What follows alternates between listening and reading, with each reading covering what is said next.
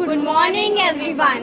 Myself Tannishtha. And myself Bharvi, So our letter is K. which is the 11th letter from in the alphabetical order, Our topic is Key Performance Indicator. also known as KPI.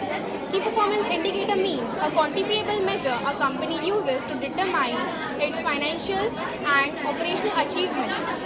In especially compared to those of another business. KPI provides cost to progress and insights people across the organization to make their decisions more better.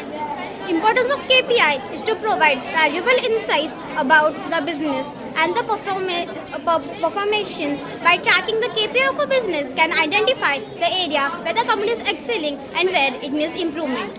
So here we have shown a balance sheet of assets and liabilities. So over here in the liabilities we have shown loans that you have to pay by using your assets. So in the asset we have shown land, agriculture land, house and cash. Over here when your liabilities are lighter than your asset, that means you are on the right track. If it's the other way around, that means you have to work more harder, so you will be on the right track again.